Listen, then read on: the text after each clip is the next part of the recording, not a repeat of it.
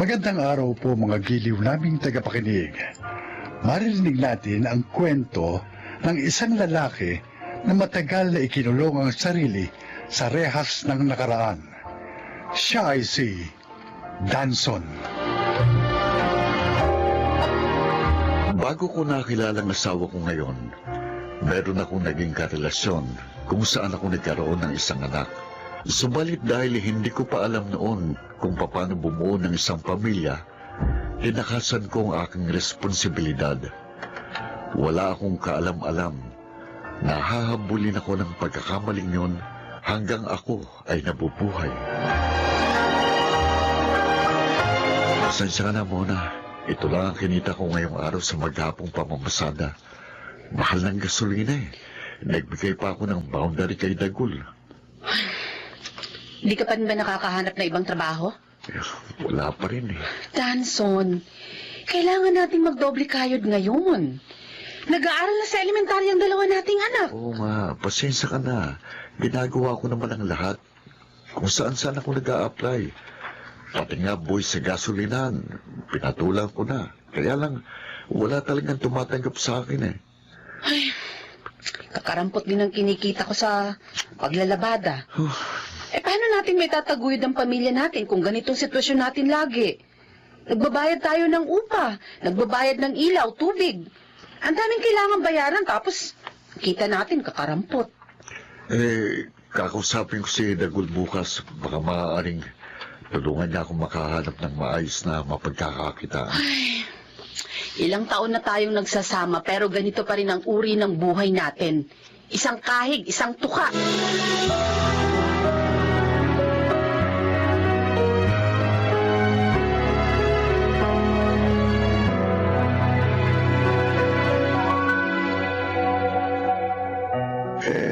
Mo pare, kakausapin ko si Bossing. Baka pwede ka ipasok kahit kahero dun sa isa niyang shop. Naku, salamat Dagul. Konting tiis pa pare.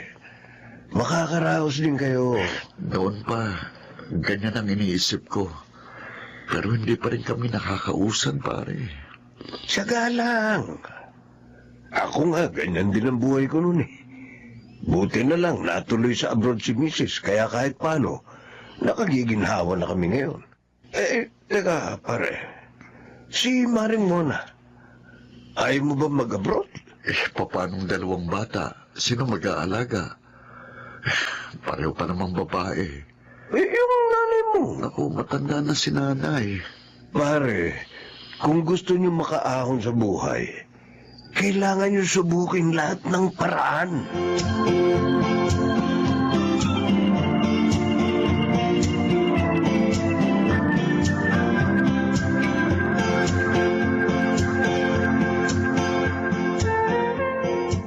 Oh, 500 yan. Ito na, naku, una-unay. Ay, naku.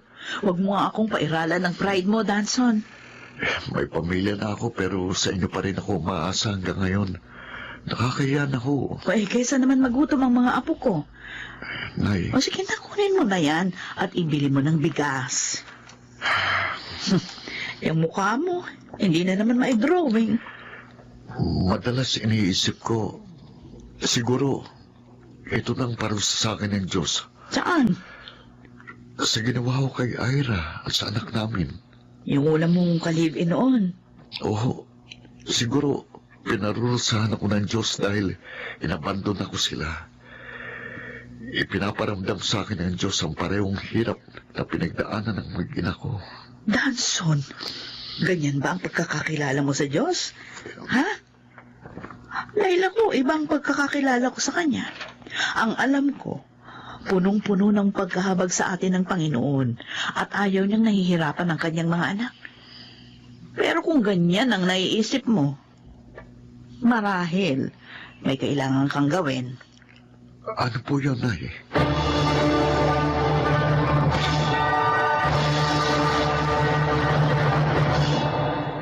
Ano? Anong sinabi mo? Hahanapin ko si Ira at yung anak ko. Para saan? Bakit? Muna hanggang ngayon, nakukonsensya pa rin ako dahil sa ginawa ko sa kanila. Inabandon ako sila nung panahong kailangan nila ako. O ngayon, kapag nahanap mo sila, anong gagawin mo? Susuportahan mo yung anak mo? Eh, hindi mo nga kami mabigyan ng maayos na buhay. Daragdagan mo pa yung responsibilidad mo. Hindi naman. Hingi lang ako ng tawad sa kanila. Sa tingin mo ba, papayag ang dati mong karelasyon na hindi mo sila sustentuhan? Baka nga matagal ka na rin hinahanap nun eh. Kapag nagpakita ka sa kanila, baka ipakulong ka pa niya o kaya hut-hutan ka ng pera. Hindi naman siguro. Eh, paano kung oo, Aber? Anong gagawin mo? Mona, Ang mabuti mong gawin, maghanap ka ng maayos na trabaho. Nang sa ganun, guminawa ang buhay natin. Hindi yung puro ka konsensya.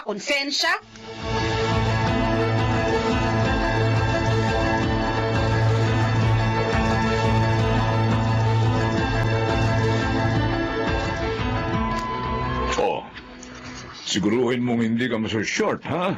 Baka maubos lang ang sweldo mo sa kaabono. opo, boss. Libre na rito ang pagkain mo sa tanghali, kaya makatitipid ka, ha? Oh, salamat po. Alam mo, kung hindi ka inirekomenda ni Dagul, ba hindi kita tatanggapin. Pero sabi niya sa akin, maaasahan at masipag ka raw magtrabaho. Kaya ikaw ang kinuha kong kahero. Naku, wag na wag mong ipapahiya ang kaibigan mo, ha? Opo, pagbubutihin ko pong pagtatrabaho. Mabuti naman. O, sige na. Oh, Sige. salamat po ulit. Okay lang, sige. Salamat naman. Magkakaroon na ako ng regular na trabaho.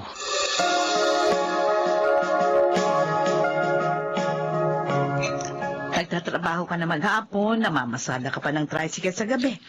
Eh, Danson, natutulog ka pa ba? Nay, kanin niyo ho. Kain po kayo. Ayos lang ako na yun. Aba Mona, saan ka pa nakakahanap ng asawa na ganyang kasipag? Eh, nagpapasalamat nga po ako dahil nakakuha na siya ng matinong trabaho. Kahit hindi ho ganun kataas ang sweldo, pero medyo magaan na po ngayon ang takbo ng buhay namin. Oh, tapos na akong kumain. Maiwan ko na kayo, Nay. Salamat po sa pagbisita niyo rito sa amin. At ito sa mga dala niyong grocery, ho. Sige na't lumakad ka na't mahuli ka pa sa trabaho niya. Nay, kain lang ho kayo ha. Ay, Ito pa. nahanap na ba yung una niyang nakarelasyon, si Ira? Ho? Ang alam ko hinahanap niya ang kanyang mag-ina.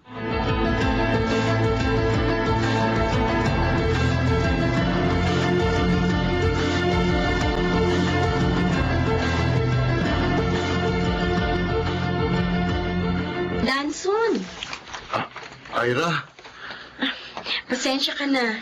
Matagal ka naghintay. Naka-work from home kasi ako May kausap ako kaninang kliyente. ayos lang. Ano, kumusta ka na? Ang tagal natin hindi nagkita. Buti eto't nagkaharap na tayo. Teka, bakit mo nga pala ako hinanap? Ira, Gusto mo bang makita yung anak mo? Naku, mamaya pa yung darating. Nagtitraining sa archery. ganun ba? Teka lang ha, ikukuha kita na maiinom. Huwag na. Ah? Talaga lang hinanap kita kasi gusto kong humingi ng tawad. Hanggang ngayon kasi, nakukonsensya pa rin ako sa ginawa ko sa inyong mag-ina. Ako, nakalipas na yun. Oo, nung una nagalit ako sa'yo, pero may mga pangyayari talagang sa una, kala natin dihado tayo. Pero may mas mabuti palang kahihinatnan. Dahil nga sa nangyari, mas naging wais akong babae. Kaya tingnan mo, nakahanap ako ng asawa, mabait, responsable. Kaya tinanggap ko na hindi tayo para sa isa't isa. At may ibang planong Diyos. Totoo bang sinasabi mo? Oo. Wala naman akong sama ng loob sa'yo. Ang totoo, gusto rin sana kitang hanapin para makita ka ng anak ko. Kasi alam niya namang hindi ang asawa ko ngayon ang tatay niya. Kaya lang, hindi ko alam kung paano kita makukontak. Mabuti na lang, hinanap mo kami. Mula noon, akala ko pinahihirapan ako ng Panginoon dahil sa ginawa ko sa inyo.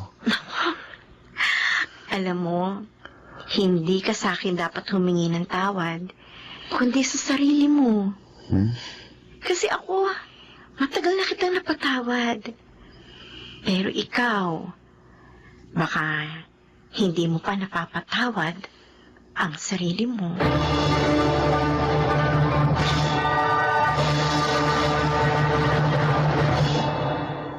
Saan ka galing? Sa ex mo? Nahanap mo na sila? O anong sabi sa'yo? Mona, Humihingi ng sustento. Huh. Porket nakakuha ka na ng matino-tinong trabaho, ang lakas na ng loob mong makipagkita sa dati mong karelasyon. Eh, hindi pa nga natin natatapos bayaran yung mga utang natin eh. alam mo, Mona, sa totoo lang, baka nga ako pang sustentuhan niya kung nakita niyang ganitong klase ng buhay natin. Oh, ano? Oo, mayaman ang napangasawa ni Ira. May maayos din siyang trabaho. Sa madaling sabi, hindi niya ako kailangang kututan ng pera gaya ng iniisip mo. Di mabuti. Hindi mo kasi ko naunawaan eh. Hinanap ko sila para gumaan ang pakiramdam ko. Para magawa ko ng bagay na dapat noon ko pag ginawa. Ang makahingi ng tawad sa kanya. At mapatawad na rin ang sarili ko. Kung hindi ko sila hinanap, siguro habang buhay kong papasanin ang pagkakamaling minsan kong nagawa. Habang buhay kong isiping lahat ng hindi magandang nangyayari sa akin at sa ating pamilya ay kaparusahan sa akin ng Diyos dahil sa ginawa ko sa aking mag-ina. Pero ngayon naisip ko, mali ang lahat ng iniisip ko. Pasensya ka na. Gaalala lang kasi ako. Siyempre, hindi ko naman alam kung anong magiging resulta ng desisyon mo. Ngayon, alam mo na. Ngayon, pareho na tayong makakatulong ng mahimbing sa gabi. Kumain ka na ba? Kumain na tayo. Hinintay kita kaya hindi pa ako naghahapunan. Mona, pangako. Gagawin ko ang lahat para makaahon tayo sa hirap. Maawain ng Diyos. Tutulungan niya tayo.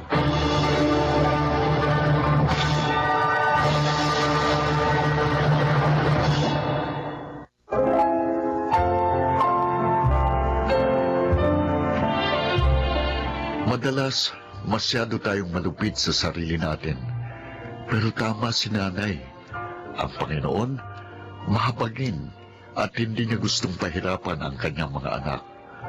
Sa mga pagsubok na hinaharap natin, nais niyang matuto tayo para mas maging matatag at wais tayong tao. Dahil sa karanasan kong yun, natutuhan ko kung gaano kahalaga ang pagtanggap sa ating nagawang pagkakamali. Paghingi ng tawad sa mga taong nasaktan natin.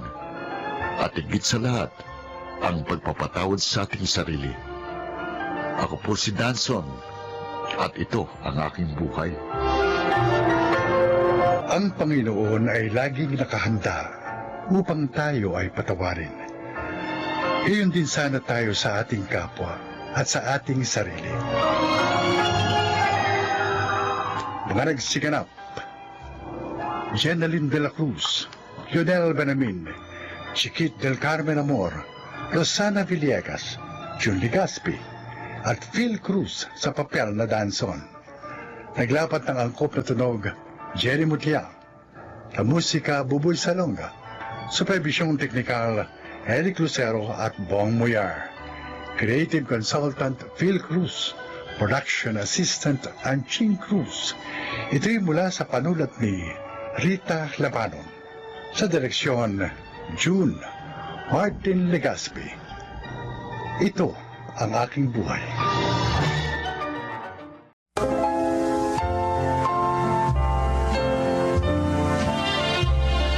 Magandang araw po mga kaibigan.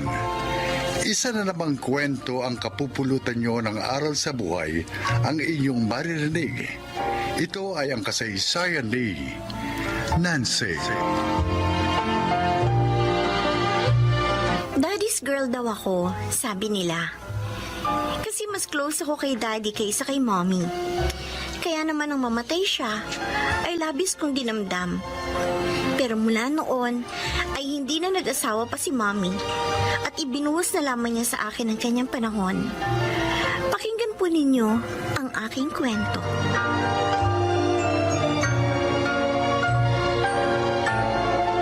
Bakit pa ayaw mo pang pakasal tayo, Nancy? 3 years na naman tayo, ah. At saka, pareho tayong may stable job na. Jimmy, hindi pa ako handa. At saka, kawawa naman si Mommy kung may iwan ko siya. She can stay with us. Wala namang problema dun eh. Okay lang sa akin yun. Basta, bigyan mo pa ako ng pagkakataon makapaghanda. Huwag tayo magmadali. Dahil hindi biro ang papasukin natin.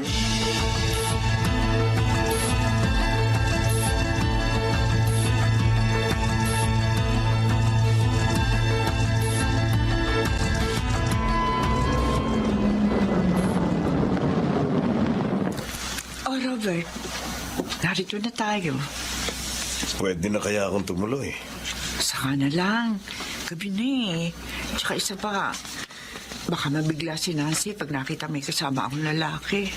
Pero kailangan ko siya makikita na malapitan at makikilala. Malapit na. Konti tisa lang, okay?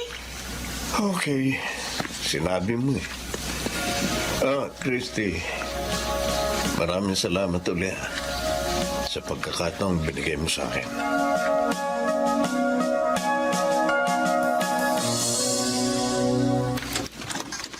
Why, Mommy? Anong why, Mami? Kanina pa kita tinatawag, pero ayaw mong lumabas diyan sa room mo. Ang sabi ko, breakfast is ready. Kayo na lang ako kumain. Wala akong gana. Bakit? Bakit ba, anak? Mas maba pakiramdam mo. Sabihin mo, hindi na muna ako papasok sa office. Sasamahan kita sa doktor. I'm not sick. Naiinis ako, kaya ako ganito. Naiinis? Kanino? Nag-away ba kayo ni Jimmy? No.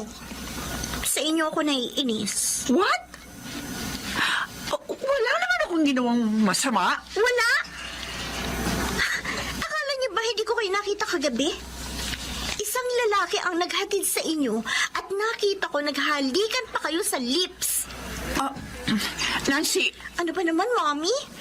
Kung kailan kayo tumanda? At saka pa kayo kumilos ng ganun? anak, si Robert ang nakita mo. Ang totoo, gusto talaga niya tumuloy dito. Wala akong pakialam kahit ano pa ang pangalan niya. Basta, Mommy, itong gusto ko malaman nyo. Ayoko mag-asawa pa kayo. Hindi ako papayag!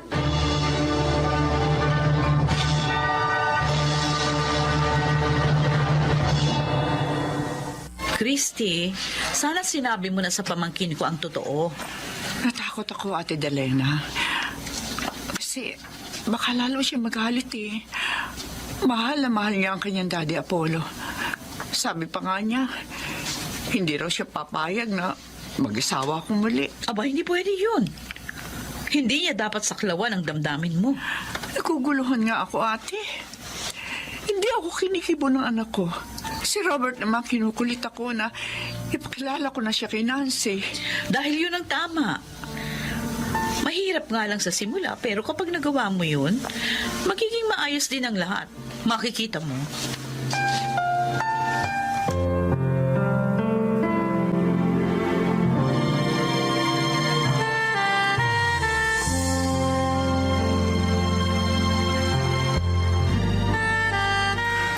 Kaya naman pala hindi mo ginagalaw ang pagkain mo. May problema ka. Ilang araw ko na siyang hindi kinikibo, Jimmy. Ano? Dahil lang doon? Ano ka pa naman, Nancy? Hindi ko gustong ginagawa ni Mommy, Jimmy. Madalas ko rin siya makita may ka-text at kausap sa cellphone. At malakas ang kutob ko. Yung Robert na yon. Yung nakita kong humalik sa mommy ko. Wala namang masama ron eh. Kung muling magmahal si Tita Christy. Matanda na si mommy para doon. Who told you? Yung iba nga, 60 na, nag-aasawa pa eh. Si Tita 45 pa lang. Bata pa. At pwede pa. Bakit ba kinakampihan mo pa ang mommy ko? Dapat akong panigan mo dahil ako ang girlfriend mo. Okay, sabihin mo nga sa akin. Bakit ba ayaw mong mag-asawang muli si Tita Christy? Ayokong palitan yung daddy ko. Gusto ko, si daddy lang. Kay daddy lang siya. Si mommy, wala nang iba. Pero more than 10 years nang patay ang daddy mo. Kahit na! Basta ayaw ko pa rin palitan niya si Daddy. Nancy, Oh, tingnan mo yung palabas ng restaurant. si Mommy? At may nakaakbay na lalaki sa kanya.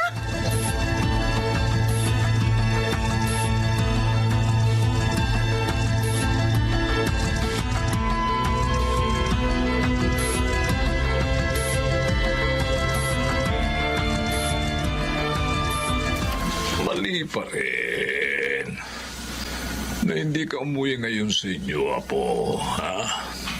Eh, tsak na mag-aalala ang mami mo sa'yo. Hindi po ko aalalahanin ni Mommy. Aba. Lolo Poldo. Bakit mo nasabi yan? Ang lalaking yun ang mahalaga sa kanya. Ha? Nakalimutan niya na kami ni Daddy. Naku, hindi naman siguro totoo yan, Apo. Ang mabuti pa, ha? Tatawagan ko ang mami mo. At mag-usap kayo ng maayos, Huwag na ha? po, Lolo, please. Hindi. Ayoko po muna makausap si Mommy. Tatawagan ko. Hayaan niyo na lang po muna ako dito. Hindi.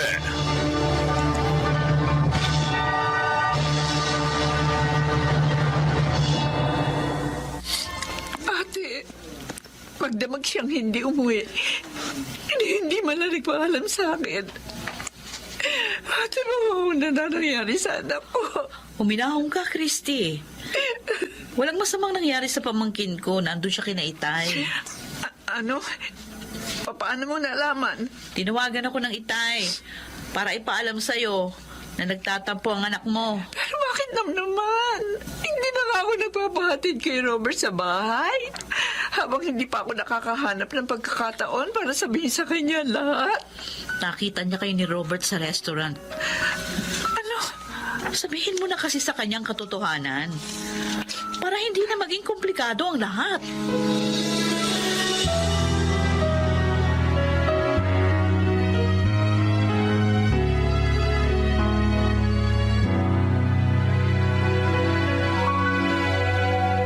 Ano pa nangyayari sa'yo, Nancy? 2 days ka lang hindi umuwi sa inyo, ah. So what? Narito naman ako sa bahay ng lolo ko. Pero mali pa rin itong ginagawa mo. Tinitikis mo ang mami mo. Uuwi lang ako doon. Kung mangangako siya na lalayuan niya ng Robert na yun. Hindi maaaring gusto mo, Apo. Lolo Poldo! Oh, Pati ba naman kayo? Payag na rin sa gusto ni Mommy?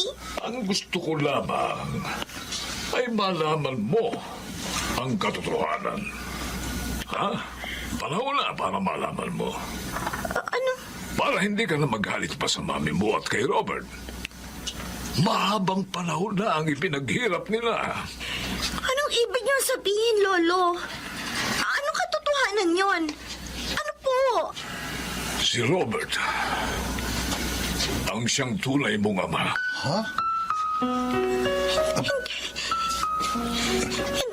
Hindi totoo ang sinabi niyo, Lolo. Totoo.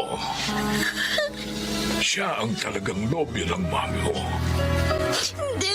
Ikakasal na sana sila noon dahil nga buntis na si Christy sa'yo. Pero pinagsamantalahan siya ng nakilala mong mabait na daddy na si Apollo. Pinilit na makasal sila. Kaya siya ang nakilala mong ama. Oh my God. Ano to? Gustong ipagtapat sa'yo ito ng iyong mami. Kaya lang, ayaw niyang mabigla ka, Apo. Hanggang sa umabot na nga sa hindi ninyo pagkakasundo ang lahat. Walang kasalanan si Robert, Apo. Pati na rin ang iyong mami. Wala silang kasalanan. Kaya huwag kang magalit sa iyong mga magulang. Christy, eto na ang pagkain mo. Kumain ka para lumakas ka. Robert, maraming salamat. Pero wala akong gana eh. Kalimutan mo muna ang problema sa ating anak. Please. sarili mo munang asikasuhin mo. Magpagaling ka. Kailan ba kaya matatapos sa mga paghihirap natin? Natatapos na po ngayon, Mommy. Nancy! Nancy! Narito ka na! Opo. At alam ko na po ang lahat. Sinabi na po sa akin ni Lola Poldo. Ano? Kung ganon, alam mo nang akong tunay mong ama. Opo, Daddy Robert. Sorry po sa inyo ni Mommy. I'm sorry po. Patawad din, anak. Hindi ko agad na ipagtapat sa iyo. Kasi mahal na mahal mo yung Daddy Apollo. At ayoko masaktan ka. Naunawaan ka na po, Mami. Wala nga pala kayong kasalanan ni Daddy Robert. Ang anak ko. Salamat na unawaan mo rin kami. Maraming salamat, anak.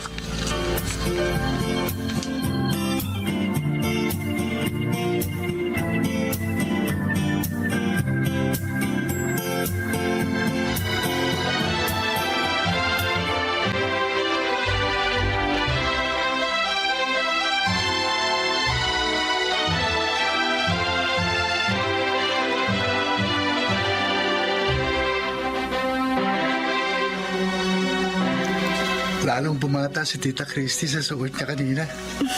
Lalong gumanda ang mami mo. Siyempre naman. Wala naman kaming lahing pangit eh. Oo nga. Kasi ikaw, maganda rin. Kaya nga gusto na kitang pakasalan eh. Kaso, ayaw mo pa. Ikaw naman. Kakakasal lang na yun ng Mommy at Daddy ko. Pagpalipas naman tayo ng 1 year, ano? Kung ganun, next year, pahig ka nang makasal tayo? Oo na. Oh, yes! Mga kaibigan, next year, kami naman ni Nancy ang ikakasal!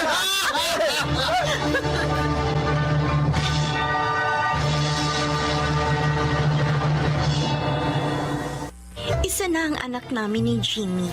At sino Mommy at Daddy naman ay maligaya na rin sa kanilang pagsasama. Ako po si Christy. At ito ang aking buhay. Pumapawi ng sigalot ang maayos na komunikasyon. Kaya ito'y panatilihin sa lahat ng panahon. Mga nagsiganap, Susan Robles, Phil Cruz, Rosana Villegas, June Martin Ligaspi, Lionel Benamin at Chiquit del Carmen Amor sa papel na Nansoy. Naglapat ng angkop na tunog, Jenny Mutia, sa musika ni Buboy Salonga, supervisyong teknikal, Bong Muyar at Eric Lucero. Creative Consultant, Phil Cruz. Production Assistant, Anching Cruz. Ito'y mula sa panulat ni Telma Corporal Alcantara. Sa direksyon, Salvador M. Royales. Ito ang aking buhay.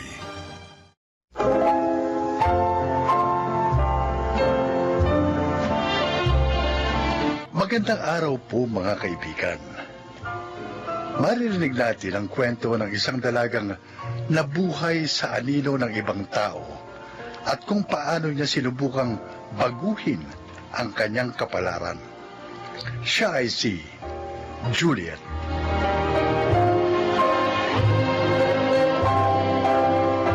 Bata pa lang ako. Alam ko na kung ano ang gusto kong gawin at kung ano ang gusto kong maging paglaki ko. Ngunit, tila pinagkaitan ako ng tadhana ng pagkakataon na gumawa ng sarili kong kwento. Dahil mula nung magkaisip ako, kailangan ko nang sumunod sa yapak ng isang taong tinitingala ng aming pamilya.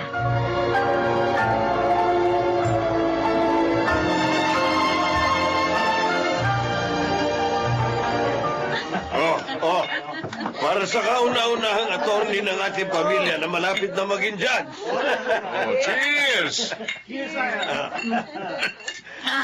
Ay, ang bait! Talagang ganyan ang alak, Almira. Mapait sa una pero habang tumatagal, tumatamis. Parang sa buhay din naman natin. Sa una, mapait. Pero kapag nakuha mo na ang teknik, unti-unti lang tumatamis. Tama. Nakuha niyo pa talagang ikumpara sa buhay natin ng alak, ha? Ayoko nang tumagay. Magmamaneho pa ako ng sasakyan ko mamaya. Oo, wag na. Ayaw namin malagyan ng anumang bahid ng record mo para tuloy-tuloy na ang pag-akyat mo patungo sa pedestal. Dala-dala ang apelido natin. Ah, basta, attorney, ha? Kapag may mga gustong humadlang sa mga gusto mong gawin, andito lang ang Kuya Paing mo, ha? Bakit? Anong gagawin mo, kuya? Babato ka namin. Oh, ang panganay ko, Juliet. Halika rito, anak. Bakit, Papa? Uy, ang susunod na abogado ng ating pamilya, Attorney Juliet, ha? Hindi mo man lang bababati ng Auntie Almira mo. Konting panahon na lang, judge na yan. Auntie, congrats po. Oh, kaya pagbutihin mo ang pag-aaral, Juliet. Dapat maging abogada ka rin. At kung malagpasan mo pa ang mga achievements ng tiyang mo, di mas mainam. Ah, nako. Matalino tong anak kong to. Manang-mana kay Almira, kaya walang duda, gagraduate din itong summa cum laude. Ilang taon pa, may attorney na rin ako. Hindi ba, Juliet? Lasing na kayo, Pa. Pagpasensyahan mo na sila, Juliet. Papasok na po ako sa kwarto. May gagawin pa po ako. Sige na. Pero mukhang hindi ganong palaimik itong pamangkin kong ito, ha, kuya? Ay, ganyan talaga yan. Pero magaling yan. Mabait at masunurin. Kung anong sabihin namin ng mama niya, sinusunod niya ng walang pag-aalinlangan.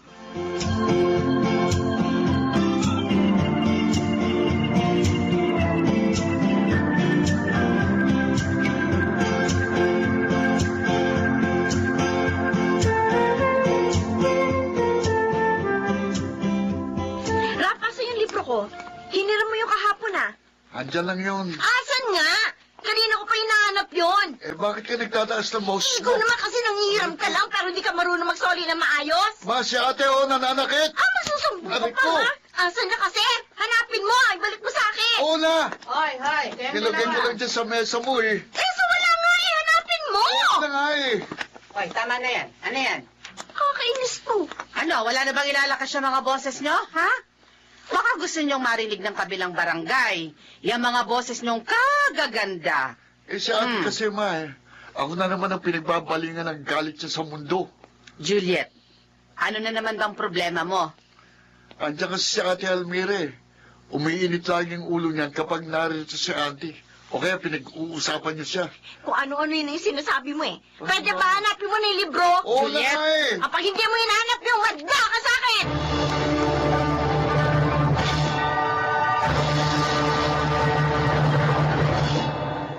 Juliet, nakapili ka na ba kung saang universidad papasok para sa pag-aaral mo ng abogasya?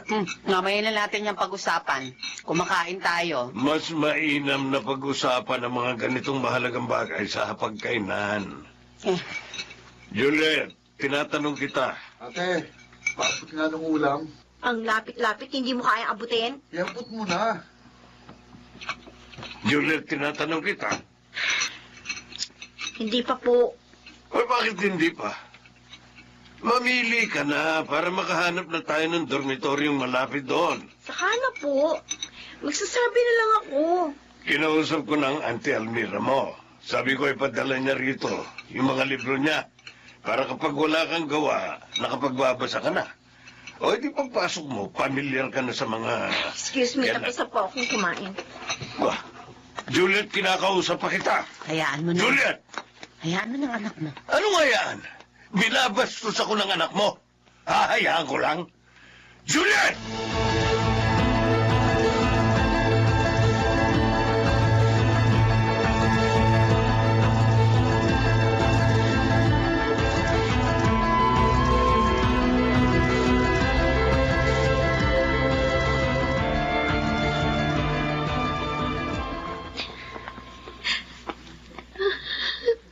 Juliet.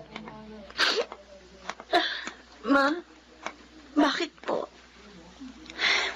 Pagpasensyahan mo ng papa mo. Yan naman lagi yung sinasabi niyo kapag napagsasabihan ako ni Papa. Ma, mula na magkaisip ako, pinagpapasensyahan ko na si Papa. Konti na lang. Kapag nakapagtapos ka ng abogasya, maaari mo nang gawin ang gusto mo. Maaari ko nang gawin ang gusto ko? Hihintayin ko pa maging abogada ako bago ko magawa ang gusto ko? Wala tayong magagawa. Kailangan nating sundin ang kagustuhan ng papa mo. Ma, kailan ba darating ang panahon? Ipaglalaban mo naman ako. Kailan darating ang panahon na ipaglalaban mo ako kay Papa? Noon pa, alam mo, ayoko maging abogada kagaya ni Auntie. Asawa lang ako. Kailangan ko magpasakop sa papa mo. Ano pa nga bang aasahan ko sa inyo? Juliet, Kung hindi nyo kaya, ako ang gagawa. wag na wag mong susuwayin ng papa mo. Bakit hindi? Ma, buhay ko to. Oo, pinag-aaral niya ako. Pero hindi ibig sabihin nun, may karapatan na siyang diktahan ako. May sarili rin akong pangarap. At yun ang aabutin ko. Tapos na ang pagiging sunod-sunuran ko kay Papa.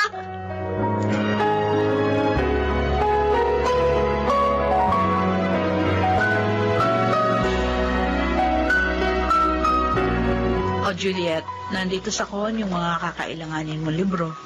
Salamat po, Auntie. Pero, hindi ko na po kailangan ng mga yan. Ha? Bakit? Dalhin nyo na lang po yan pa uwi. Ah, anong ibig mo sabihin? Hindi po ako kukuha ng abogasya.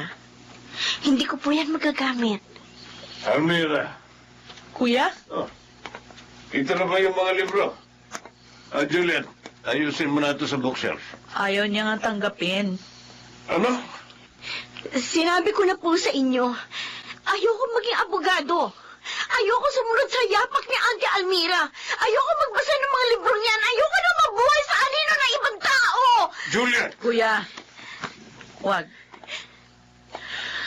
O sige na, Juliet. Mag-uusap muna kami ng papa mo.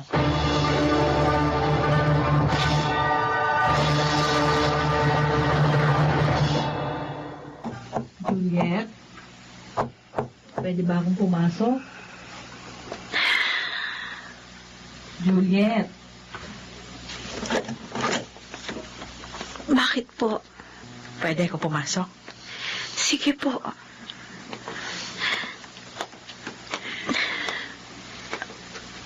Sabi mo sa akin ang totoo. Talaga bang ayaw mo? Ay, Juliet. Gumaya ka sa Auntie Almira mo. Dapat marami ka rin makuha medals gaya ng Auntie Almira mo.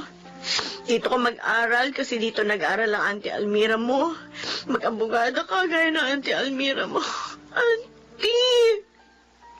Mula noon, ikaw na ang bukang bibig ng pamilyang ito. Oo, proud ako na may tiyahin akong kagaya mo. Alam ko naman hindi naging madali ang mga pinagdaanan mo para makarating sa kung saan ka man ngayon. Pero Auntie, si Juliet ako. Hindi ako ikaw.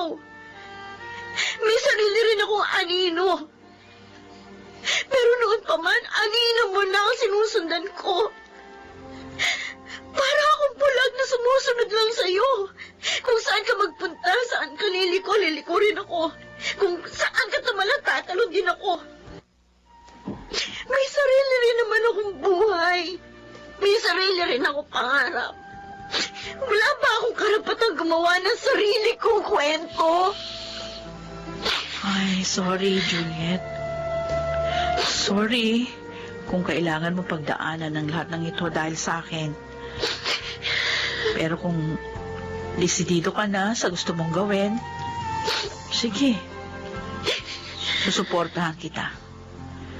Susuportahan ka namin ng mama mo. Hindi mali na maramdaman mo yan. Hindi mali na masaktan ka. Hindi ko man alam ang eksaktong bigat ng pinapasan mo ngayon, pero alam kong nahihirapan ka na sundin ng papa mo. Huwag ka mag-alala. Narito kami ng mama mo. Kasama mo kami.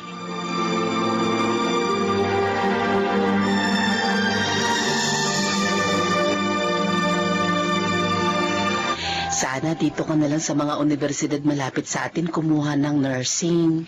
Ma, hindi po ako matututong lumipad kung hindi ko ilaladlad ang pakpak ko. O siya, sige. Pa, aalis na po ako. Hindi mo ba ihahatid si Juliet? Tatawag na lang po ako sa inyo ng madalas. Mag-iingat ka, anak, ha? Pangako. Pa, magiging isa akong kagalang-galang na nurse. Para kahit hindi ko nasunod ang gusto mo, may pagmamalaki mo pa rin ako.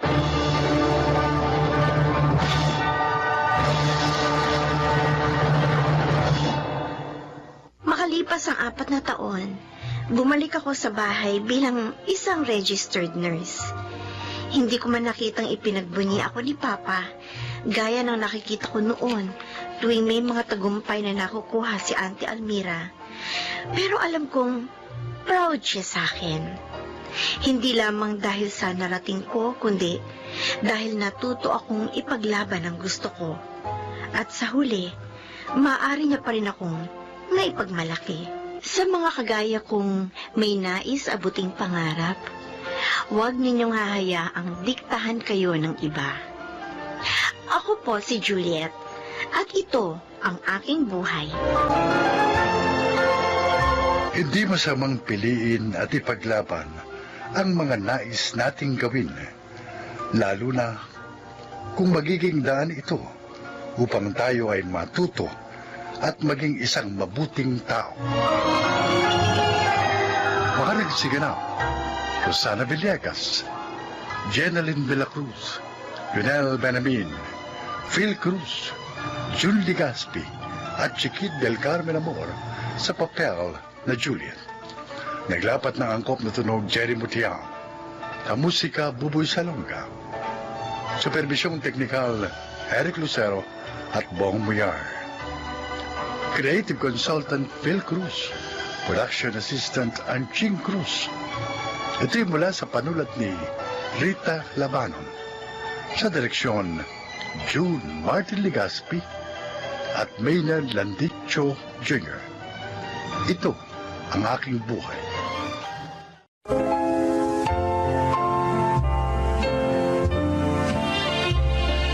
Mga kaibigan, isa na namang kwento ng buhay ang inyong maririnig.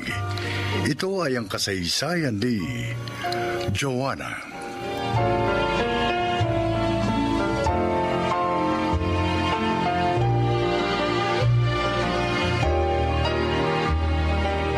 Mahirap lamang kami ni Limuel. Pagmamaneho ng jeep ang ibinubuhay niya sa amin. 8 taon na kaming kasal nang dumating sa aming buhay ang mga mabibigat na pagsubok. Joanna, anong sabi ng doktor? Ano resulta ng pagsusuri nila sa aking anak? Nanay Lydia, may prostate cancer daw po si Limuel. Ay, Diyos ko. Kawawa naman ako. At ang sabi pa po, kailangan maoperahan siya sa lalong madaling panahon. Paano yan? Tiyak na malaking halaga ang gagastusin doon. Saan tayo kukuha? Hindi ko po alam na eh. Pero ayoko pong mawala sa amin si Limuel. Kailangan pa namin siya ng mga anak namin. Joanna, Maghanap tayo ng mauutangan. Yun o talagang gagawin ko. Nay, pwedeng dito muna kayo. Oo. Sasaglit lang ako sa bahay. Titingnan ko ang kalagayan ng inyong mga apo.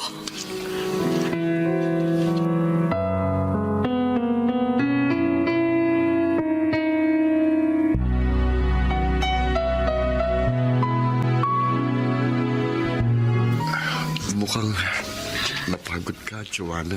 Limuel, pinuntahan ko ang lahat ng mga kaibigan natin. Nagbaka sakali ako na may maitulong sila. Kaso, wala rin silang pera. Pagkain lang ng mga anak natin ang kanilang naibigay. Kawawa ka naman. Naghihirap ka dahil sa akin. Hindi mo namang kasalanan yun. Nagkasakit ka. Kung pabayaan mo na lang kaya ako. Ano ba yung sinasabi mo? Kailangan kita. May pag-asa pa naman para makaligtas ka. Basta maoperahan ka lang. Pero wala tayong pera eh. Basta, maoperahan ka rin. Hindi ako titigil sa paghahanap ng paraan para mangyari yun.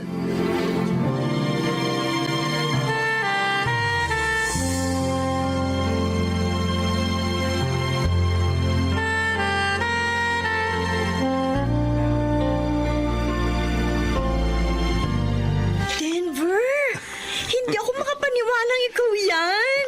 Grabe ha, ang laki ng inasenso mo. Mahusay kasi akong dumiskarte. Wendy, kaya umunlad ang buhay ko. Ang ganda ng kotse mo. Isa lang yan sa 3 kotse ko. Wow! Ang yaman mo na nga. At may malaking bahay na rin ako.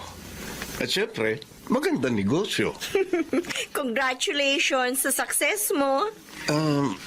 Kumusta na nga pala si Joanna, Wendy? Uy, sabi ko na nga ba't itatanong mo siya eh. Ano ba, binata ka pa ba? Mahal mo pa ba ang kaibigan ko? Isa lang ang sagot sa mga tanong mo. Oo. Uy, ang swerte naman ng kaibigan ko. Kumusta na siya? 8 years na rin kaming hindi nakikita. Huli ko siyang nakita nung ikasal sila ni Limuel. Ayun, 2 ng anak nila. Isang 7-year-old, isang 4. Happy naman sila kahit mahirap lang ang buhay. Pero may malaking problema sila ngayon eh. Oh? May mabigat na sakit si Limuel. At kailangan nila ng malaking halaga para maoperahan si Limuel.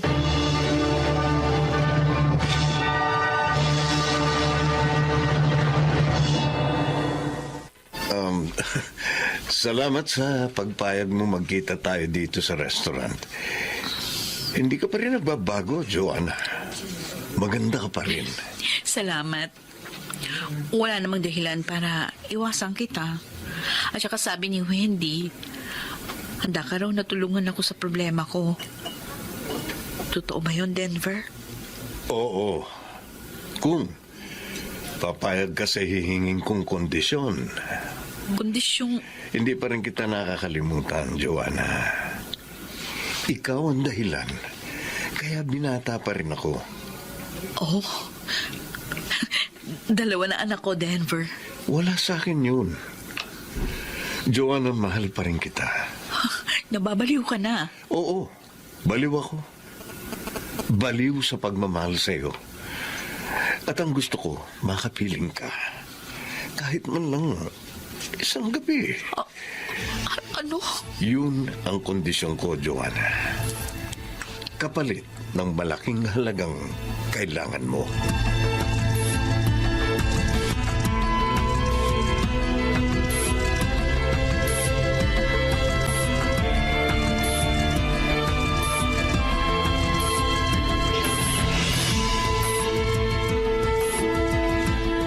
Ano ikaw mo, Joanna? May pera ka na magagamit sa pagpapagamot sa aking anak? Opo, Nanay Lydia. Oh, salamat naman. Saan ka nakahiram ng malaking halaga? Nanay, mahal na mahal ko ang anak niyo. Kaya lahat, handa kong gawin. Patuloy lang siyang mabuhay. Kaya naman nagpapasalamat ako sa iyo eh. Bakit ka umiiyak? Ano bang ginawa mo? Binenta ko ang sarili ko sa isang dating maliligaw. Kapalit ng malaking halaga. Oh, Diyos ko. Alam kong marami na ako, Nay. Pero sana huwag kayong masuklam sa akin. Hindi ko hangad na pagtaksilan si Limuel. Ang gusto ko lang, mailigtas siya sa tiyak na kamatayan. Kaya ko yun ginawa. Hinahangaan ko ang pag-ibig mo sa aking anak, Joanna. Nanay Lydia. Huwag ka nang umiyak. Hindi ako nasusuklam sa iyo.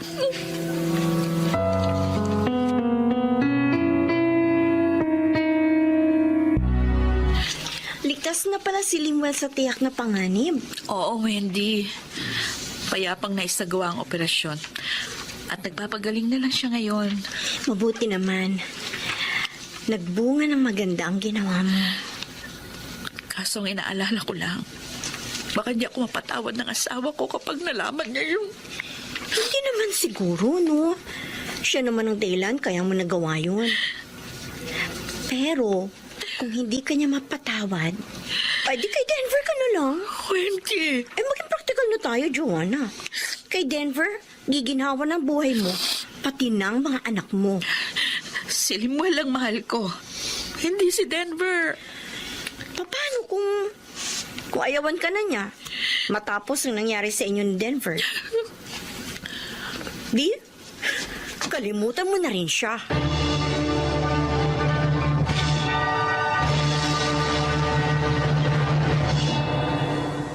Ay, yun pala ang dahilan. Kaya mo ko niyaya mag-iinuman tayo rito sa inyo, ha, Denver? Nasasaktan ako, Bernie. Ikaw mismo nagsabi, pre.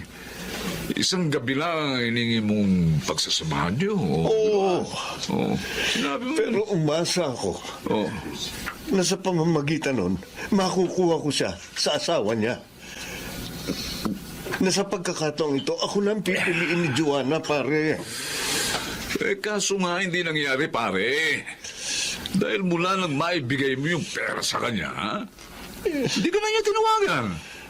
Oh, at hindi mo na rin siya makontak sa number niya. Oh. Kutob ko nga, nagbago siya ng cellphone number para hindi ko na matawagan. Pero nagagalit talaga ako. Hindi ko alam ang gagawin ko. Gusto ko tuluyang mapasa akin si Joanna. Teka, pre. May naisip ako eh. Para mangyaring gusto mo, parang Denver. Ano yun? Sabihin mo, para magawa ko na. Miss na miss ko na si Joanna.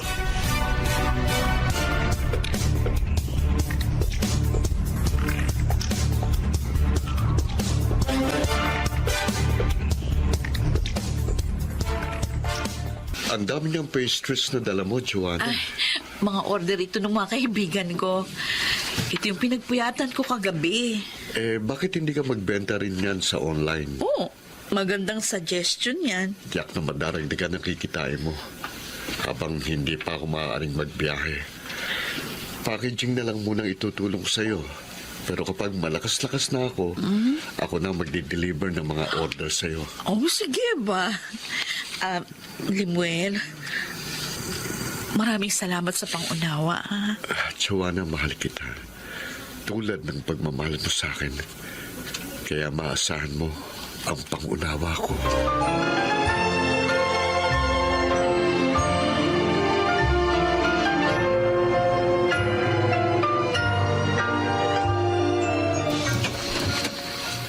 Magandang araw. Nariyan ba si Joanna? Sino ka? Ikaw siguro si Lemuel?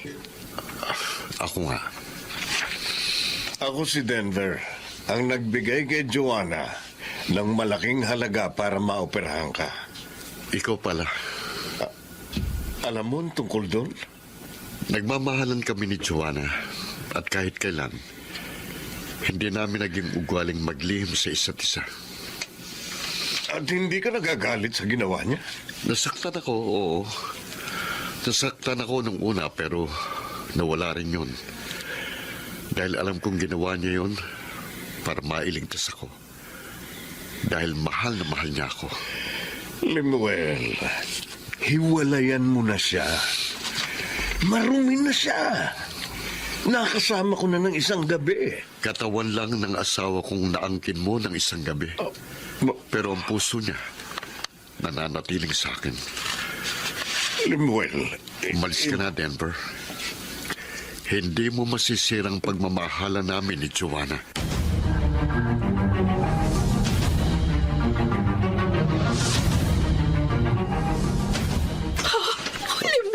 Ano ba? Ang higpit naman ang yakap mo sa akin, Joanna. At umiiyak ka pa. Bakit ba? Narinig ko yung pag-uusap niyo ni Denver. Ah? Salamat sa iyo, mahal ko. Ngayon ko napatunayan, talagang nauunawaan mo ko. Akong dapat magpasalamat sa iyo. Dahil nagsakripisyo ka. Mabuhay lamang ako. Lemuel. Asahan mo, Joanna. Pakamamahalin at paglilingkuran kita habang buhay.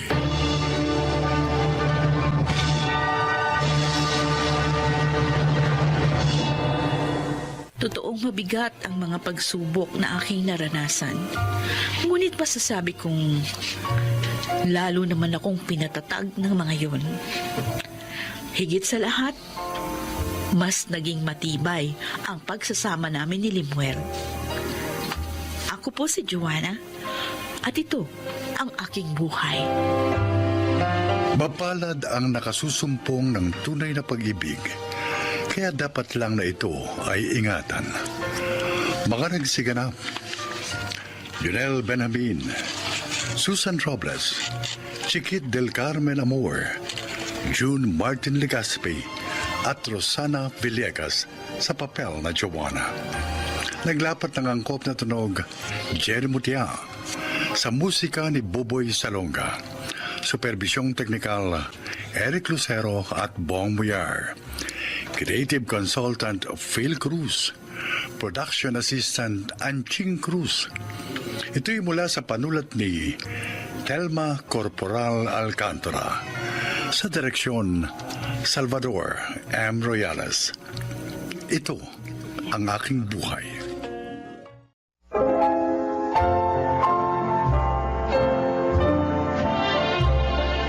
Magandang araw po mga kaibigan. Maririnig ninyo ang kasaysayan ng isang babaeng naging mapagmalaki sa kanyang mga magulang. Siya ay si Myla.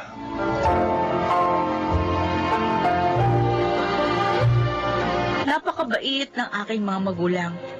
So tuwing madala pa ako, sila ang tumutulong sa akin bumangon. Hindi kasi ako nakikinig sa kanila, kaya madalas akong magkamali. Handa na ang hapunan, Myla. O tayo na kumain. Una na kayo, Nay. Wala akong gana. O at bakit wala kang gana? Dahil napagsabihan ka ng tatay mo, kaya naiinis ka. Eh, hirap naman kasi sa kanya eh. Nangahatol agad. Hindi pa naman niya lubos na kilala si Walden. Anak, pinangangaralan ka lamang ng tatay mo. Dahil ayaw niyang madapa ka sa pangatlong pagkakataon. Eh, magkakaiba po ang mga lalaki. Iba si Walden sa dalawang lalaking una ko sinamahan. Myla, huwag mo sabihin gusto mo sumama sa lalaking yon. Mabuti nga hindi ka nagbuntis sa dalawang mong unang sinamahan eh. Makinig ka naman sana sa amin, anak. Ingatan mo naman ang iyong sarili. Ang bihira talaga, sermon na naman. Oo, mag-iingat na ako.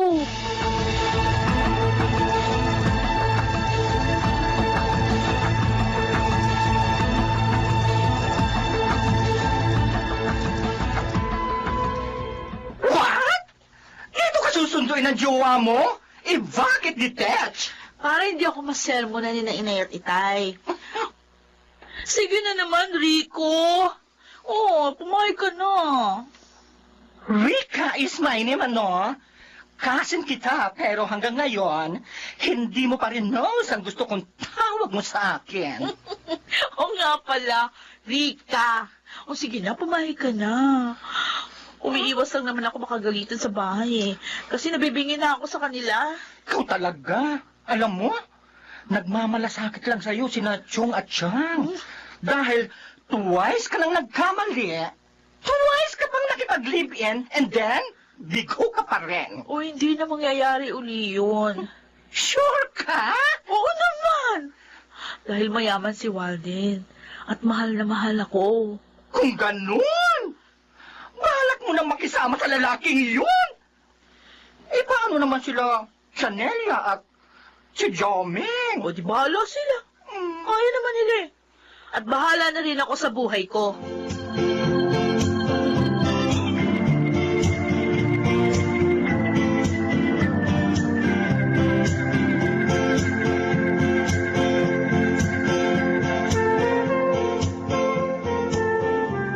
Wow, ang ganda nitong apartment na kinuha mo sa akin, Walden.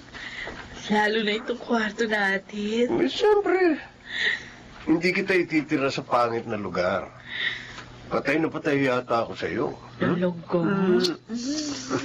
Naman. Totoo yan, ah. Oo. Kasi, di ba sabi ko naman sa'yo, 2 beses na ako nasaktan. Umuwi ako luhaan sa mga magulang ko. Iba na ngayon. Hindi ka na uuwing luhaan sa kanila. Dahil hindi kita sasaktan. Paano kapag nalaman ng asawa mo? Kaya nga kita tinira sa malayo eh. Para hindi niya malaman.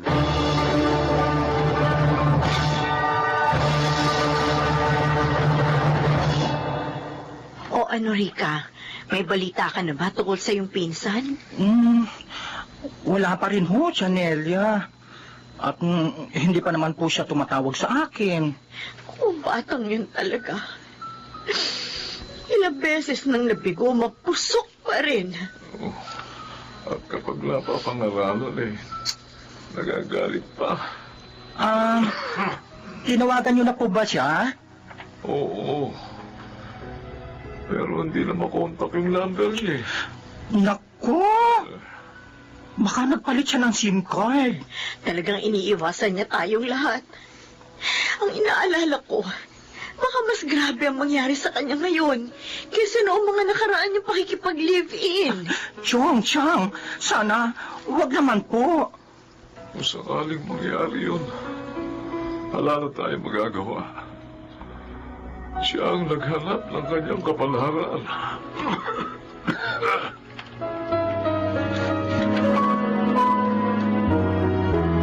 Hello, pinsan. Ano, kumusta ka na?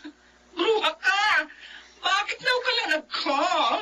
Tinatawagan kita. Ayaw na makontak ng city mo eh. Eh, punta kasi kami ni Walden sa Boracay. Sa linggo kami roon. May ang ganda pala doon, oh. Hindi nakakasawa. Tapos, nagbagyo din kami. 1 linggo din kami doon. Ikaw talaga ha? Alam mo, alalang-alala sa'yo sila Chang at Chong. Di na ako babalik doon. Myla! Maligaya na ako sa buhay ko rito kay Walden. Yun na lang sabihin mo sa kanila. At huwag na rin kamo nila akong tawagan. Pinsan, matanda na sila. Kailangan ka nila. Alam mo naman, ikaw lang ang anak nila. Oo, kaya nila yun. Tsaka, hindi ko rin obligasyong batayan sila habang buhay. May sarili din akong buhay, ano? Ano? Walden, matatagalan ka bago makabalik dito? Oo, Myla. Bakit? Eh, nakakahalata na si Merced. Yung misis ko. Mahirap na. Ayoko malaman niya kung saan kita ibinabahay. Baka iskandaluhin ka niya. Sana kasi walayan mo na. Para dito ka na lang sa akin. Hindi maaari. Siya may pera eh. Kaya tiis-tiis na lang muna tayo. Ha? Mamimiss kita. Mamimiss din kita. Pero huwag ka mag-alala. Iiwanan kita ng panggastos para may magamit ka habang wala ako.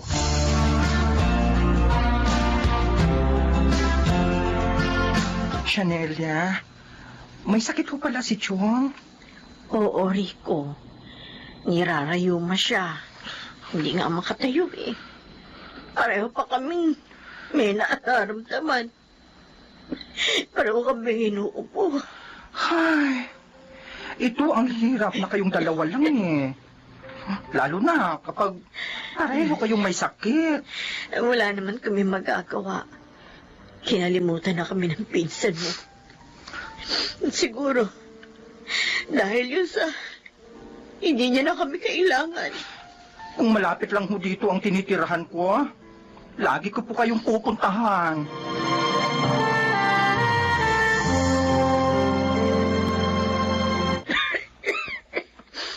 Ang usok naman.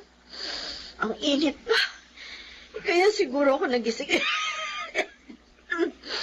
Buti pa inom muna ako ng tubig para mawala ang pag-ubo ko. Sunog! Bakit ba? May sunog! Malaki lang ka po! May apoy daw. Masilip ka. Natayo ako dito. Rico! Sanalam mo na. Jobeng! Jobeng! Minsan Jobeng! Sunog! Jobeng! Pagpangusok! May sunog! Kailangan makalabas tayo dito eh! Tumayo! Hindi! Kailangan makalabas tayo dito! Naklolo! Tulungan niyo kami! Tulong!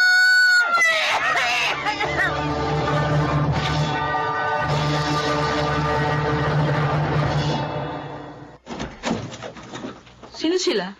Ikaw ba si Myla? Oo, ako nga. Bakit? Paano niyo ako nakilala? Dahil ako lang naman ang asawa ni Walden. At ikaw naman ang umuubos ng aking salapi. Wala dito si Walden. Siya pagsabihan mo. Hindi dadami ang mga wasak ang mga aagaw.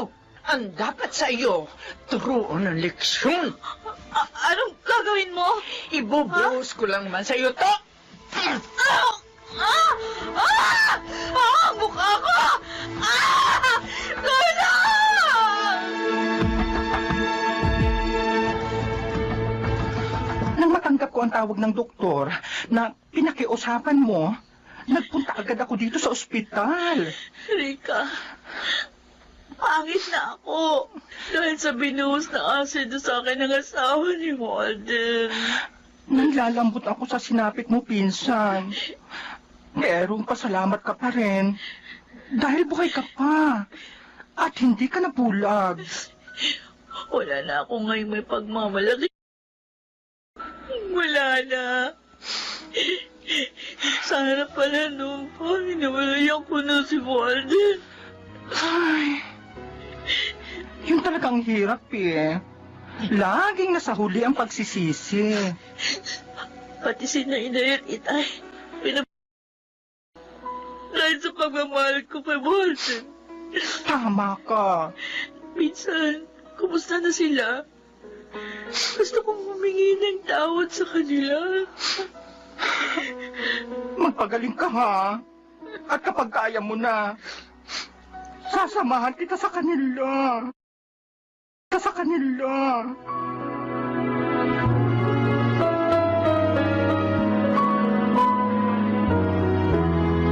Bakit dito tayo sa sementeryo nagpunta? Sino pupuntahan natin dito? Myla, huwag kang mabibigla ha. Bakit? Narito na ngayon sina Siyang at Chong. Ha? Hindi kita maintindihan. Bakit naman sila mapupunta dito? Hindi naman dito bahay namin. Nagkaroon kasi ng sunog sa lugar nyo. At nadamay ang bahay nyo. Ha?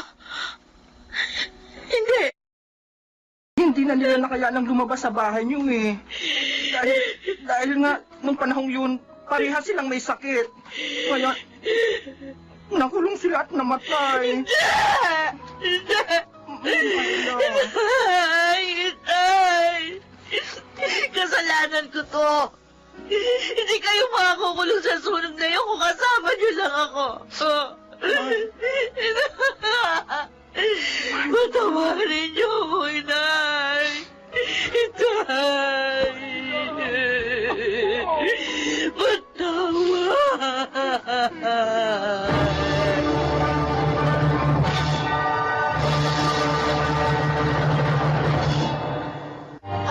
napapasaya ko ng mga sandaling yun. Ngunit alam ko, lumuha man ako ng dugo, di na yun maibabalik pa. Ang buhay ni na inay at itay, ang aking mga magulang, na laging umaalalay sa akin sa tuwing ako'y madarapa. Ngayon, mag-isa kong binabaka ang lungkot ng pag-iisa. Ako po si Myla. At itong aking buhay. Hindi matutumbasan ang pagmamahal at pagmamalasakit ng mga magulang. Kaya sana ito ay matutuhang pahalagahan ng kanilang mga anak. Mga nagsiganap, Chiquit del Carmen Amor, Jun Legaspi, Phil Cruz, Susan Robles, Yunel Benamin at Rosana Villegas sa papel na Myla. Naglapat ng angkop na tunog Jerry Mutia, sa musika Buboy Salonga, supervisyong teknikal Eric Lucero at Bong Villar, creative consultant Phil Cruz, production assistant Anching Cruz. Ito'y mula sa panulat ni Telma Corporal Alcantara, sa direksyon June Martin Legaspi at Maynard Landicho Jr. Ito ang aking buhay.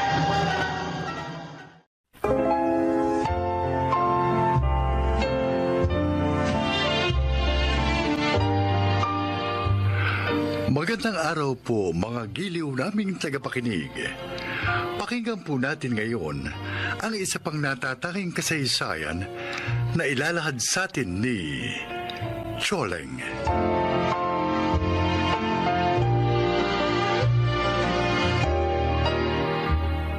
Hindi madali ang maging natay.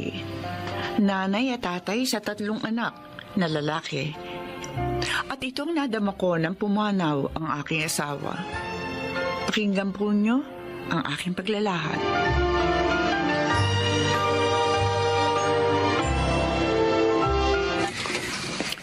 James? Ikaw na ba yan? Nay, may kasama po ako. Oh, sino yan? Ako po si Edith, Nanay Choleng. Nanay Choleng? Asawa ko na po siya, Nay. Nagpakasal na po kami sa West. Nag-asawa ka nang hindi mo man lang pinapaalam sa akin? Pasensya na kayo. Buntis na si Edith. Ang layo nitong atin doon sa Maynila eh. Kaya ang ginawa namin, nagpakasal na kami bago pumarito. At magkakaanak na pala kayo? Opo, Nanay. Magkakaapo na po kayo. Ay, Diyos. Ang problema, Nay, wala po akong trabaho ngayon. Natapos na po ang kontrata ko sa pinapasukan ko, kaya naisip ko, dito na muna po kami.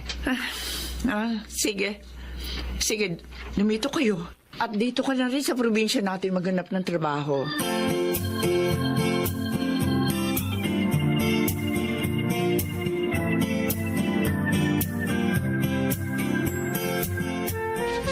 Pambihira naman si James, no? Hindi na nga nakatulong dito.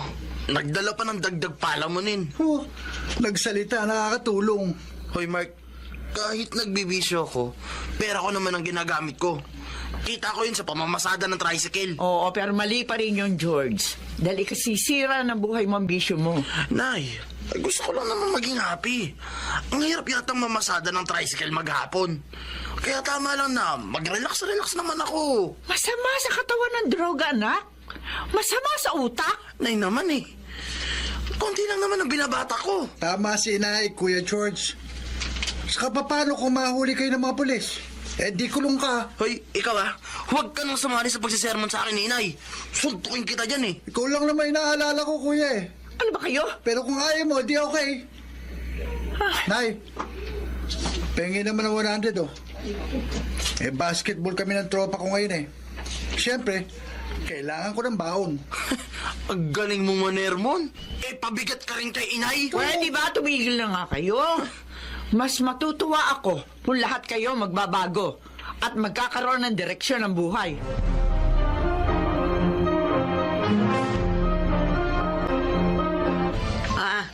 Itong bayad ko sa kinyo kung mga balot, tsaka itlog na maalat, Choleng. Choleng! Ha? Oh, Ano ka mo, Leonie? taong ito oh. Sabi ko, ito yung bayad ko sa kinuha kong balot at itlog na maalat. Ay, salamat. Pasensya ka na sana, ha? Kasi hindi ko agad napansin. May iniisip lang kasi ako eh. Nako, ay alam ko na. Yung mga anak mo, no? Ay, nalulungkot lang ako. Dahil kahit nasa hustong edad na sila, wala pa rin direksyon ang kanilang mga buhay. Si George ko na panganay, may bisyo. Si James naman, wala ngang bisyo. Pero nag-asawa naman ang hindi malaman nagpapaalam sa akin. Itong si Mark, kusang huminto sa pag-aaral. Mas gusto pa yung makibarkada. Pare-pareho sila na para bang hindi pinahalagan yung mga pagsisikap ko. Pambihira din naman yung mga anak mo. Ay, buti na nga lang at kumikita ka doon sa pagtitinda mo ng balot at itlog na marat. May pensyong ka rin tinatanggap. Buhat doon sa bumanang mga asawa. Oo. Hindi rin kami umuupa ng bahay. Pero alam mo kung wala ang latang yun, ako, Jack, gutom kami. Wala namang isa sa kanila na nakakatulong na sa akin eh. Ang gusto ko sana, makita na kahit matanda na ako, nasa maayos naman silang kalagayan. Yun naman naligaya nating mga magulang, di ba? Yung bang kahit mawala na tayo, maiiwan nating maayos ang buhay ng ating mga anak. Kaso, kailan pa kaya mangyayari yun sa mga anak ko, Leonie? Huwag ka mawala ng pag-asa, Choleng. Ay, sabi nga, habang may buhay ang tao, may pag-asa. Kaya wag mo isuko yung mga anak mo. Patuloy kang tumalangin para sa kanila. Tandaan mo, walang imposible sa kanya.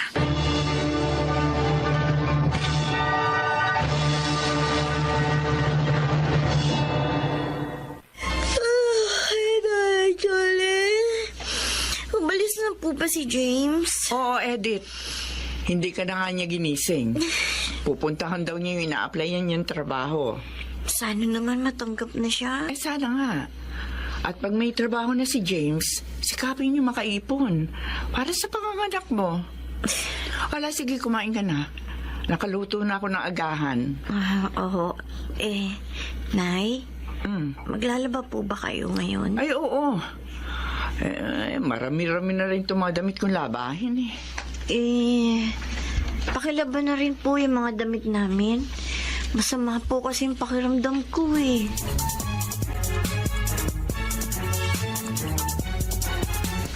Dinig na dinig ko, Kuya James. Inutusan ni Ate Edith si Inay na labhan ang mga damit nyo. Si Inay naman, nilaban. Hindi tama ang ginawa ng asawa mo, Tol, ah. Ipagpalagay na nating masama ang pakiramdam niya. Ay, huwag siya maglaba ngayon. Sa ibang araw niya gawin. Hindi yung gagawin niyang utusan ng nanay natin. Oo. Kuya, Mark, hindi ko alam ang ginawa ni Edith. Kaya nga sinabi ko sa'yo, Kuya. Para pagsabihan mo si ate. Para wag na niyang ulitin yun. Pambira, hindi na nga tayo makatulong kay Ermat. Gagawin pa nating alila. Ay, huwag naman sanang ganon.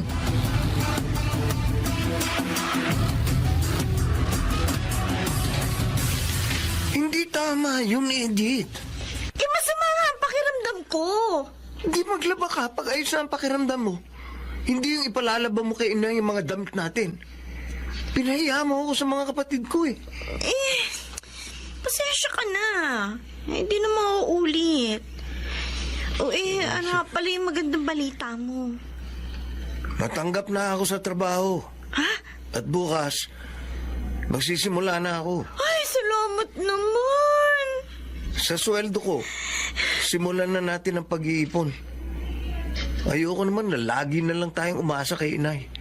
Lalo na ngayong magkakaanak na tayo.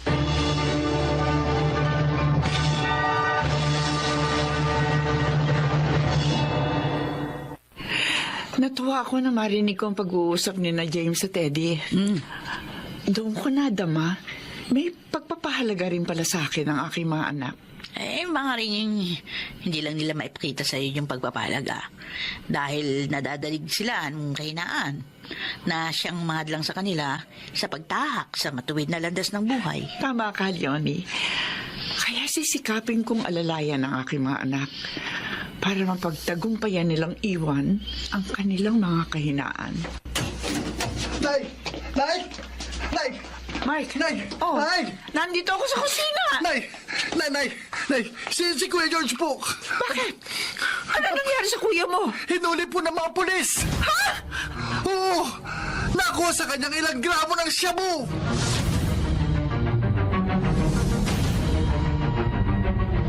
George, anak ko.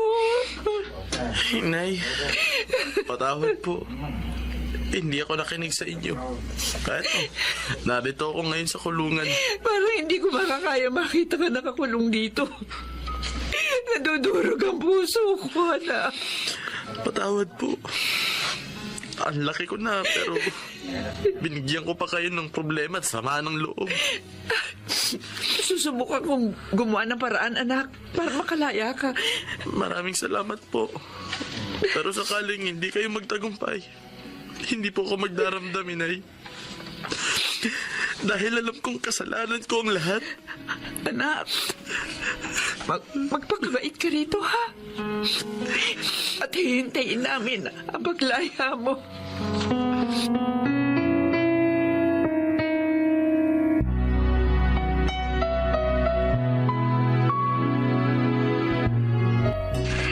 Nay, may pasalubong po ako sa inyo. Ang paborito niyong pansit. Eto, may kasama rin po itong mainit na pandesal. Abay, himala! Oh, ano ba okasyon? Wala namang merong birthday.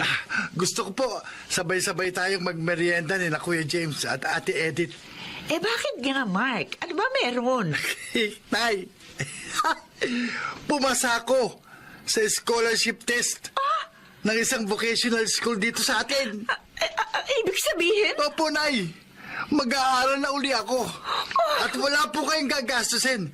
Libre po ang matrikula ko doon. Diyos ko, salamat naman. Naisip mo mag-aral uli. May part-time job na rin po ako. At doon ko naman kukunin ang baon ko sa pagpasok. Pero anak, baka mahirapan ka. Mag-aaral ka habang nagtatrabaho. Kaya ko yun, Nay. Ayoko na pong mahirapan pa kayo eh. Ang gusto ko, habang kapiling pa namin kayo, makita niyong inaayos ko na ang buhay ko. Nung makulong si Kuya George, nataon ako, Nay.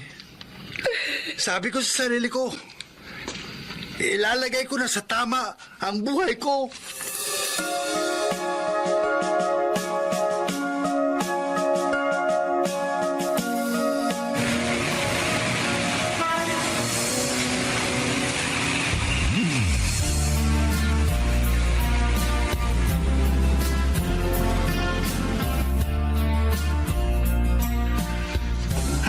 Happy birthday to you. Maraming salamat, James. Happy Mark, birthday, Nay. Happy birthday po, Nay. salamat. Nay, nagpaluto po ako ng spaghetti. Ako naman po, cake. Si Eddie po ang gumawa ng juice. At ito po ang pagsasaluhan natin ngayong birthday nyo. Salamat, mga anak. Pero isa na lang ang kulang ngayong birthday ko. Ang Kuya George niyo. Tagal na rin siya nakakulong, pero hindi pa rin nakakalaya. Mas masaya sana kung narito ang kuya niyo. Narito na rin po ako, Inay. Oh, Diyos ko! Happy birthday po. George!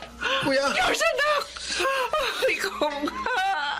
Nakalaya na po ako, Inay. At ngayon, handa ng magbagong buhay.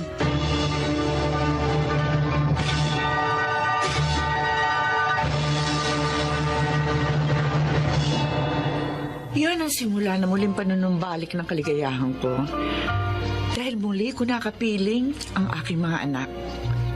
Mahirap man ang maging isang ina at ama, hindi ko yung pinagsisisihan. Dahil ngayon, nadarama ko na ang kahalagahan ko sa aking mga anak. At nasa maayos na rin silang kalagayan. Ako si Choleng, at ito ang aking buhay. Mga Managsiganap, Angelo Alcantara, Lionel Benjamin, Bobby Cruz, Chiquit del Carmen Amor, Rosana Villegas, at Susan Robles sa papel na Choleng. Naglapat ng angkop na tunog, Jenny Mutia. Sa musika ni Boboy Salonga. Supervisyong teknikal nila Eric Lucero at Bong Boyar. Creative Consultant Phil Cruz. Production Assistant Anching Cruz. Ito'y mula sa panulat ni Telma Corporal Alcantara. Sa direksyon, Salvador M. Royales. Ito ang aking buhay.